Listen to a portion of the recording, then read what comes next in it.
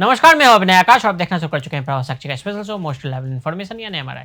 देश की आर्थिक राजधानी मुंबई के बारे में कहा जाता है कि यह वक्त कभी थमता नहीं नजर आता।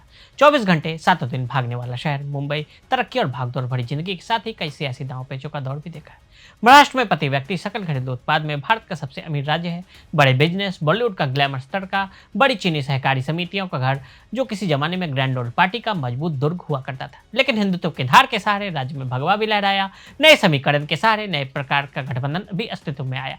बहरहाल 23 नवंबर को महाराष्ट्र की सत्ता में कौन आएगा, यह सवाल महाराष्ट्र और राजनीति में दिलचस्पी रखने वाले हर शख्स ने जरूर जानना चाह रहा होगा। इसका जवाब 20 नवंबर को 288 सीटों पर वोटिंग के बाद रिजल्ट आने पर पता चलेगा। लेकिन आज आपको महाराष्ट्र की सियासत के साथ ही सोशल मीडिया पर नेटिजन्स की तरफ से शेयर किए जा रहे महाविकास अघाड़ी के दौर के दौरान की कुछ घटनाओं के बारे में बताते हैं। महाराष्ट्र का जन्म पुराना बॉम्बे प्रांत सिंध अब पाकिस्तान में से लेकर उत्तर पश्चिम कर्नाटक तक फैला हुआ है। इसके अलावा वर्तमान गुजरात के पूरे हिस्से और वर्तमान महाराष्ट्र के लगभग 2/3 हिस्से कुछ रियासतों को छोड़कर को कवर करता है। 2 मराठी भाषी क्षेत्र विदर्भ मध्य प्रांत का और एक मराठावाड़ हैदराबाद रियासत का एक हिस्सा प्रांत के बाहर स्थित है। संयुक्त मराठी भाषी राज्य की मांग 1920 के दशक में उभरी और आज़ादी के बाद इसमें तेजी आई। 1953 में मराठी नेताओं ने बॉम्बे राज्य, विदर्भ और मराठावाड़ को एकजुट करने के लिए नागपुर संधि पर हस्ताक्षर किए, जबकि राज्य के गुजराती समुदाय ने राज्य के लिए अपने स्वयं के आंदोलन का नेतृत्व किया। बम्बई शहर इन दोनों आंदोलनों के बीच फंस गया। दोनों के आर्थिक क्षेत्र केंद्र के रूप में इसके उदय में गुजरातियों ने प्रमुख भूमिका निभाई थी, लेकिन यह मराठी भाषी जिलों से घिरा हुआ था। जैसे जैसे राज्य के भाषाई विभाजन की संभावनाएं बढ़ती गई,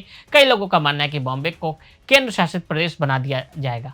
प्रधानमंत्री जवाहरलाल नेहरू ने इस आशय की घोषणा भी की। हालांकि राज्य पुनर्गठन आयोग ने 1956 में सिफारिश की थी कि बॉम्बे राज्य को द्विभाषीय रहना चाहिए, क्योंकि एक महान सहकारी उद्यम में भागीदारी बनना गुजराती और मराठी समुदाय के पारस्परिक लाभ के लिए था।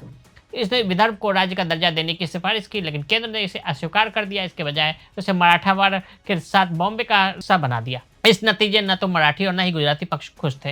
राज्य के लिए आंदोलन जारी रहा। केंद्र अंततः सहमत हो गया और 1 मई 1960 को बॉम्बे राज्य को विभाजित कर दिया गया। नए राज्यों महाराष्ट्र और गुजरात को तत्कालीन बॉम्बे राज्य की 396 सीटों में से 264 और 132 सीटें मिली। कांग्रेस का स्वर्णिम युग आज़ादी के बाद के वर्षों में कांग्रेस बॉम्बे शहर में एकमात्र प्रमुख राजनीतिक ताकत थी और 1951-52 में हुए पहले विधानसभा चुनाव में उसने विधानसभा के 317 सीटों में से 269 सीटें जीती थी।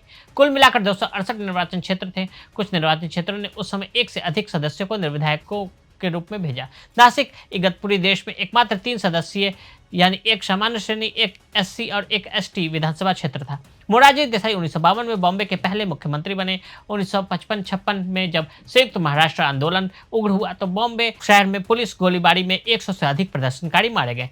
इसकी आलोचना भी हुई और कलसाड के एक गुजराती मोरारजी को दिल्ली ले जाया गया और 1956 में केंद्रीय वित्त मंत्री बनाया गया। उनकी जगह सतारा के विधायक यशवंतराव चौहान ने ली। चौहान के नेतृत्व में कांग्रेस ने 1957 के विधानसभा चुनाव में 396 सीटों में से 234 सीटें जीती। 1962 के विधानसभा चुनाव में महाराष्ट्र के निर्माण के बाद पहली बार हुआ कि कांग्रेस ने 264 में से 215 सीटें जीती और मारोतराव संभोशियो कन्नमवार मुख्यमंत्री बने। अगले वर्ष उनके असामयिक निधन के बाद मुख्यमंत्री पद बसंतराव नाइक को सौंप दिया गया, जो लगभग 12 वर्षों तक इस पद पर बने रहे। 1960 के चुनाव में कांग्रेस को तमिलनाडु, पंजाब, हरियाणा, उत्तर प्रदेश, बिहार, उड़ीसा और पश्चिम बंगाल में झटका लगा, लेकिन महाराष्ट्र में इसका प्रभुत्व जारी रहा। नाइक के नेतृत्व में पार्टी ने विधानसभा की 270 सीटों में से 203 सीटें जीती। 1969 में पार्टी 2 गुटों में विभाजित हो गई। कांग्रेस का नेतृत्व मोरारजी देसाई और के कामराज के पुराने नेताओं ने किया, जबकि कांग्रेस आर, जहां आर का मतलब इंदिरा गांधी द्वारा रिक्शनिस्ट था, कांग्रेस ओ, जिसे सिंडिकेट के नाम से भी जाना जाता था। कई राज्यों में पैठ बनाई इसने, लेकिन 1972 के चुनाव में महाराष्ट्र विधानसभा में एक भी सीट जीतने में असफल रही। इंदिरा की कांग्रेस ने 270 में से 222 सीटें जीती। हिंदुत्व का उदय इसी माहौल में राज्य में हिंदू दक्षिणपंथी की ताकत बढ़ी। राजनीतिक कार्टूनिस्ट बाल ठाकरे ने 1966 में मराठी राष्ट्रवादी शिवसेना का गठन किया था और पार्टी को 1972 में अपना पहला विधायक मिला था। अपने शुरुआती वर्षों में शिवसेना वसंत दादा पाटिल जैसे लोगों के करीब थी। हालांकि 1980 में भाजपा के जन्म के बाद दोनों पार्टी स्वाभाविक सहयोगी के रूप में एक साथ आई। 1985 में विधानसभा चुनाव में भाजपा ने 16 सीटें जीती, जबकि शिवसेना ने अपना खाता नहीं खोल सकी। हालांकि 1990 तक दोनों पार्टियों की सीटें क्रमशः 52 और 42 सीटों तक बढ़ गई। 1992 में बाबरी मस्जिद के ध्वंस और उसके बाद मुंबई में हुए सांप्रदायिक दंगों का सिलसिलेवार विस्फोटों ने हिंदुत्व विदक्षिण बंद उदय को और बढ़ाया। 1955 में सेना और भाजपा गठबंधन क्रमशः 73 और 65 सीटें जीतकर महाराष्ट्र में सत्ता में आई। सेना के मनोहर जोशी मुख्यमंत्री बने और भाजपा के गोपीनाथ मुंडे उप मुख्यमंत्री बने। यह जीत सेना सुप्रीमो बाला ठाकरे और भाजपा के उभरते सितारे प्रमोद महाजन से प्रेरित थी। कांग्रेस ने 80 सीटें जीती। 1998 के लोकसभा चुनाव के बाद जोशी केंद्र में चले गए और ठाकरे ने उनके उत्तराधिकारी के लिए नारायण राणे को बुलाया। 1999 में 4.5 साल के सेना भाजपा शासन के बाद राज्य में समय से पहले चुनाव कराए गए। एनडीए सरकार के दौरान की क्यों दिलाई जा रही याद। महाराष्ट्र चुनाव के साथ ही सोशल मीडिया पर कई पोस्ट और वीडियो शेयर किए जा रहे हैं। इसके साथ ही महाविकास आघाड़ी सरकार के दौरान की यादें भी दिलाई जा रही। कई यूजर्स दावा कर रहे हैं कि एमवीए के लौटने पर सेंसरशिप और मनमानी गिरफ्तारियां शुरू हो जाएंगी। नेटिजन्स ने संकेत दिया है कि अगर एमवीए वापस आ जाता है तो महाराष्ट्र में सत्ता सरकार के खिलाफ आवाज उठाने वाले लोगों के खिलाफ लक्षित टारगेटेड अटैक की श्रृंखला जारी रहेगी। ऑनलाइन शेयर किए गए वीडियो में एक मराठी अभिनेत्री केतकी चितले का था, जिसमें एनसीपी प्रमुख शरद पवार के खिलाफ एक पोस्ट साझा करने के बाद लगभग 40 दिनों तक उन्हें जेल में डाल दिया गया था। एक यूजर ने पोस्ट में कहा कि ये वीडियो मराठी एक्ट्रेस केतकी चितले के जेल से रिहा होने का है। उनके खिलाफ 22 एफआईआर दर्ज की गई, वांछित अपराधी की तरह गिरफ्तार किया गया, 40 से अधिक दिन जेल में बिताए। और क्यों? शरद पवार की आलोचना करते हुए सोशल मीडिया पर एक कविता साझा करने के लिए। क्या महाराष्ट्र फिर से इसके लिए तैयार है? नेटिजन्स द्वारा साझा किए गए एक और वीडियो रिपब्लिक टीवी के पत्रकार अर्नब गोस्वामी का था, जिस पर उद्धव ठाकरे मुख्यमंत्री कार्यकाल के दौरान 2 लोगों ने हमला किया था।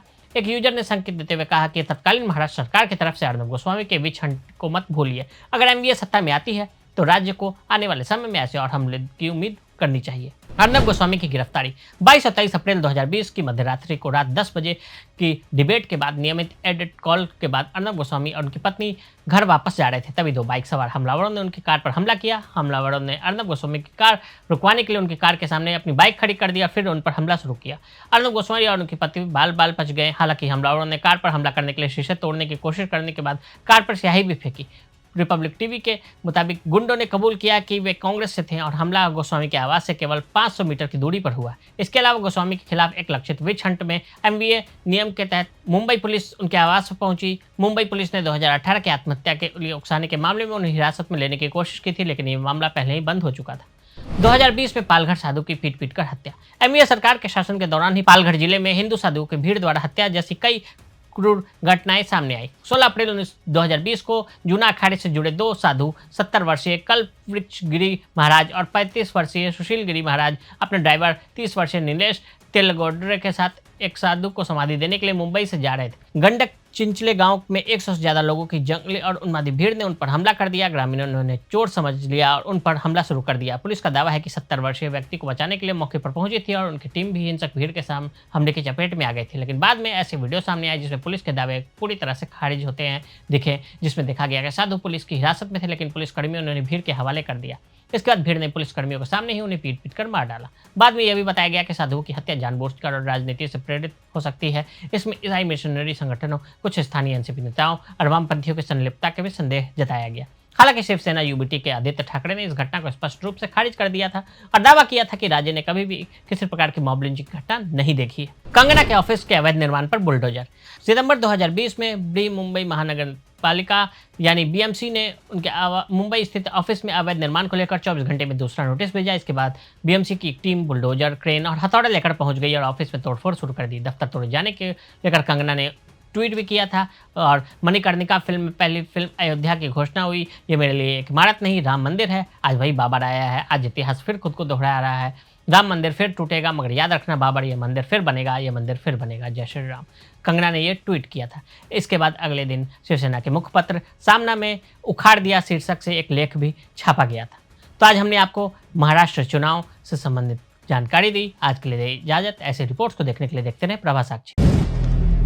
अगर आप भी लेना चाहते हैं देश दुनिया की तमाम जानकारी तो आज ही सब्सक्राइब करें हमारे चैनल को।